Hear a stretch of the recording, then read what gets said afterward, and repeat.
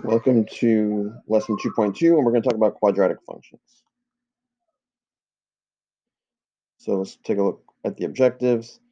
We're going to talk about just characteristics of a parabola, so like the way it opens, where the vertex is, that kind of thing.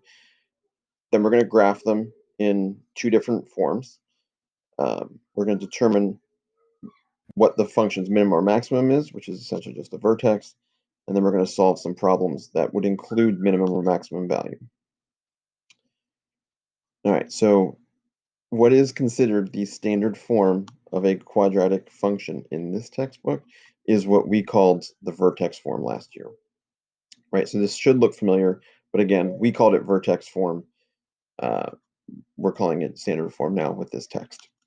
The reason why we call it vertex form is because the vertex is the values of h and k. A is going to then determine whether it opens up or down. All right, so the steps to graph. The first thing you're going to do is determine whether it opens up or down. And again, that's based on A. If A is positive, it's up. If it's negative, it's down. Then we're going to determine the vertex, which is simply pulling out the values of h and k. That is your vertex. Then you can find the x-intercepts by setting it equal to 0. All right. And then you can find the y-intercept by substituting 0 in for x. That should be enough points, unless the vertex is one of the intercepts, and then you might need to find an extra point. But then you're just going to connect to those points and draw the curve through it. So let's look at an example here. So if it's f of x equals negative x minus 1 squared plus 4, again, step 1 is determining whether it opens up or down. Because of that negative sign, this one will open down. The second part is find the vertex, right? So it's the numbers h and k. Keep in mind that h is being subtracted from x in the standard form of the equation. So in this case, x minus 1 means that positive 1 is your x-coordinate of the vertex. 4 is your y-coordinate.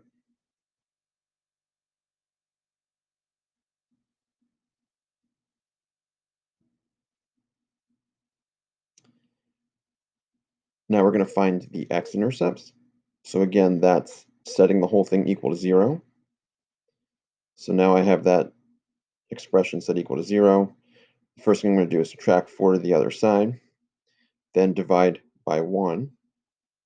Now I have 4 is equal to x minus 1 squared, so I'm going to take a square root of both sides. When you take a square root of both sides, square root of 4 can either be positive 2 or negative 2. So then we're going to solve them separately. X minus 1 equals 2 means x equals 3. X minus 1 equals negative 2 means x equals negative 1. So again, you've got two x-intercepts, which makes sense once we look at the shape. And then your x-intercepts are at 3 and negative 1.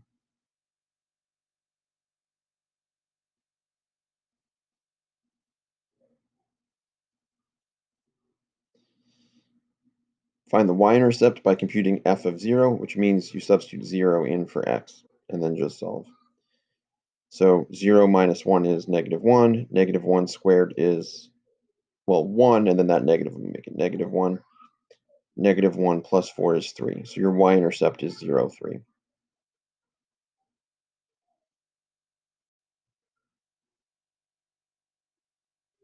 All right, so now you can take that information. It opens down. The x-intercepts are going to be at 3, 0, and negative 1, 0. The y-intercept's at 0, 3, and the vertex is at 1, 4. And you plot those points and then draw your curve through it. Okay, makes sense to have more than one x-intercept, right? It depends. Some parabolas may have 0 x-intercepts. For instance, if a parabola opens up and it starts above, it's never going to have an x-intercept. Same thing if it opens down and it starts below. You could also have your vertex be on the x-intercept, be on the x-axis, which would make it one x-intercept. But this is a situation where you have two x-intercepts. Now we're going to talk about ax squared plus bx plus c. We don't really have a name for this form. However, in Algebra 2 last year. We called this standard form. So sorry for the confusion. However, I did not write either book, so you cannot really blame me. I'm just more the messenger here. But again, this is what we called standard form last year. It's not really named at all here. This is just ax squared plus bx plus c. So in order to graph now, you don't have the vertex ready to just pull out of it. You have to actually calculate it, and that's going to be the opposite of b over 2a is the x coordinate, and then you substitute that in for x to find the y coordinate. So that's what this is saying here. That looks more confusing than it is. Again, you use this formula to find the x coordinate, you substitute it back in to get the y coordinate. That's what's represented here. So steps to graph here. The first step is actually the same. It's based on the a value, and you determine whether it opens up or down. So the a here is the same as what we just talked about in the standard form. If it's positive, it opens up. If it's negative, it opens down. All right, then we're going to determine what the vertex is. That's a little more complicated than it was in the previous form because we actually have to do some calculations, but that's what we talked about in the last slide. You will find any x-intercepts by, again, setting it equal to 0 and solving for x. Okay, and then find the y-intercepts the same way. You're going to substitute 0 in for x. This part's actually a little easier with this form. So, there's definitely a trade-off. Some parts are easier, some parts are harder, depending on the form you have. But substituting 0 in for x here, the reason why it's easier is, well, substituting 0 in for x here makes that term go away. Substituting 0 in for x here makes that term go away, and you're left with just c. So whatever c is going to be your y-intercept. And then the same deal for the fifth step, you just plot all the points and then draw your curve through it. So first step here, in this case, a is negative, so it's going to open down. So we know this is going to be opening down before we do anything. In order to find the x coordinate of the vertex, again, we're using the formula opposite of b over 2a. In this case, b is 4, and a is negative 1. If there is no number there, it's 1, and the negative makes it negative 1. So when I substitute those numbers into the formula b, the opposite of b over 2a, 4 goes in for b, negative 1 goes in for a. Essentially, you have negative 4 over negative 2, which will reduce to positive 2. So the x coordinate of the vertex for this one is 2. In order to get the y coordinate, we're going to substitute 2 in to the function and evaluate. So just substituting 2 in for x here and here. So the opposite of 2 squared plus 4 times 2 plus 1. So the 2 squared is 4. The negative sign makes it negative 4. 4 times 2 is 8. And then 1 is just 1. When I add all those together, I get 5. So the vertex for this function is at 2, 5. All right. Third step is solving for x. Well, I'm sorry, setting it equal to 0 and solving for x. So you have options. What they're suggesting here is to just use quadratic formula. You could try to solve by factoring. However, with this one, you would find that factoring is not going to work. So I would suggest on this step, depending on what the equation, if there is no linear term, you recall back to last year, the easiest way to solve a quadratic function, solve a quadratic equation, is the square roots method, where you just separate the constant and the quadratic term, and then you take a square root. That's not possible when there is a linear term. You can try to factor quickly. If it's not readily available, I would just revert to quadratic formula like this. Okay. So again, it's just substituting the values of a, which is negative 1, b, which is 4, and c, which is positive 1, into the formula, and then substitute, reducing, simplifying, and you're going to end up with approximately 4.2. That's good enough for our purposes for graphing. You get plus or minus square root of 20, so you're actually getting negative 2/10 and then 4 and 2/10 as your x-intercepts. Again, that's good enough for our purposes for graphing. You don't need to round further out than that. Again, the y-intercept is just substituting 0 in for x, so it's going to be your c value, which is 1. So you have your x-intercepts, you have your y-intercept, you have your vertex. You do know your axis of symmetry based on the vertex just being the vertical line through that. This one's also opening down, like we talked about. When you plot those points, you just put your curve through that. Again, this is a situation where you have two x-intercepts. If we had no x-intercepts, it would be harder to graph with just the information we had, and we'd have to find some extra points.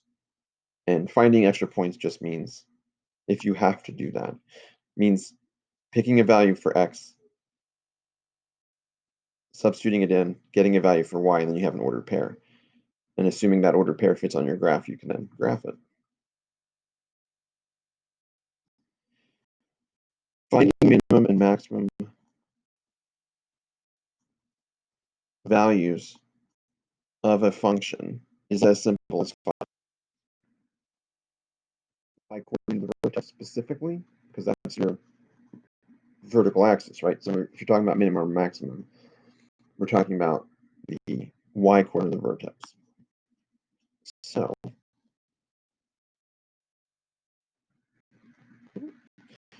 have a function like this, you can determine without graphing whether the function has a minimum or a maximum value. First of all, based on the this function opens up, right? So if this is opening up, then it's going up forever. There is no maximum. X is the bottom of the function, so there is a, if it opens up, it has a minimum. If it opens down, it has a maximum. It can't have both. Or at least a probability. So a value is at 4. Well, the a value is 4. It's positive. That means this is going to have a minimum. Then what is the minimum? Again, the minimum value is going to be the y coordinate of the vertex. So we're going to use that same formula we talked about in order to graph. And where we found the vertex, it's the same thing, same calculation. It's opposite of b over 2a. In this case, b is 16, negative 16, and a is 4. So the way they're writing it, they're having a negative sign out front. I would just look at it as b is negative 16, so the opposite of negative 16 is 16. I would just put positive 16 up here like they have in the second step there. And then a is 4, so 2 times 4 is 8. 16 divided by 8 is 2. The x-coordinate is 2. Again, the y-coordinate is going to be the answer to the question. So we're substituting 2 back into the function for x, and you end up 16 minus 32 plus 1,000, and you get 984.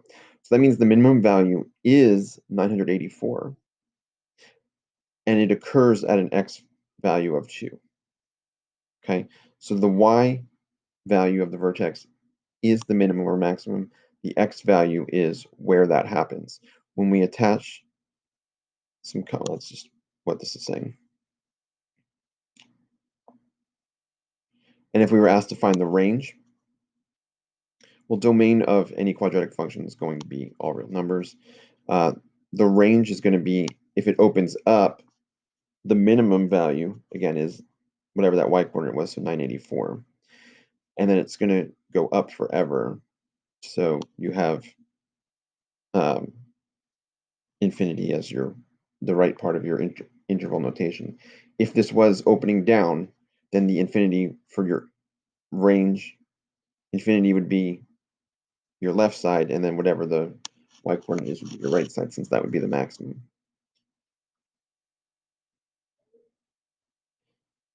All right, so when we deal with word problems that involve minimum or maximum, and these are really popular questions for the SAT, so I don't know. I know there's a couple seniors in here that have taken the SAT.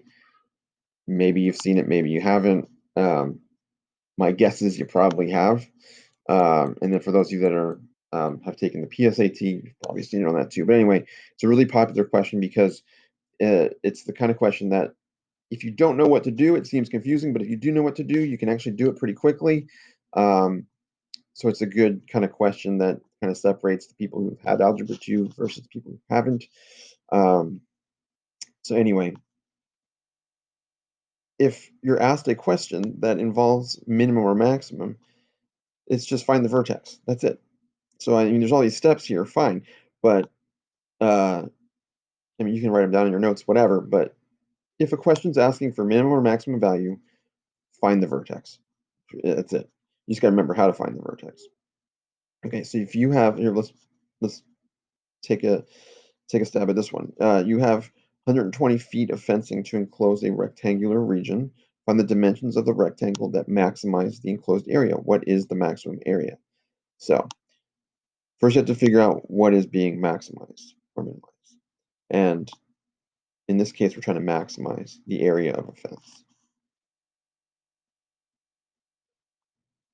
Then you're going to express the quantity as a function. Um, so you must maximize the area of the rectangle. Remember the formula for a rectangle's area is equal to x times y.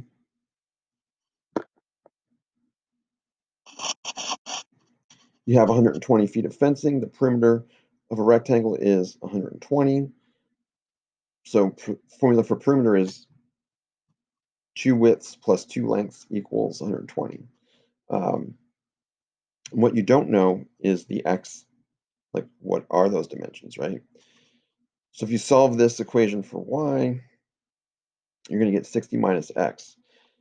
So that way, if I substitute 60 minus x in for y in the other equation, now I have the area being one dimension is x, one dimension is 60 minus x.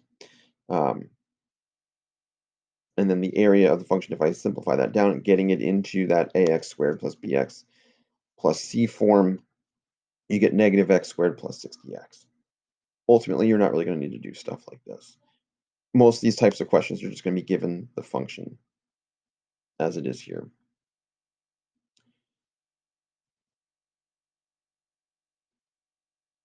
So if we're trying to maximize the feet, the rectangle gives the maximum square area has dimensions of 30 by 30. So then, again, if you were to graph this, you would see that that would be where the maximum would be. So the maximum occurs when the dimensions are both 30, and then where the x value is 30, which means then the y value is also 30, since y is 60 minus x. And then that maximum value is 900. Okay. So again, just find, that should be the big takeaway. You see a question where it's asking for a minimum or maximum value in context, it's really just asking for the vertex. All right, so try the 2.2 practice and let me know if you have any questions.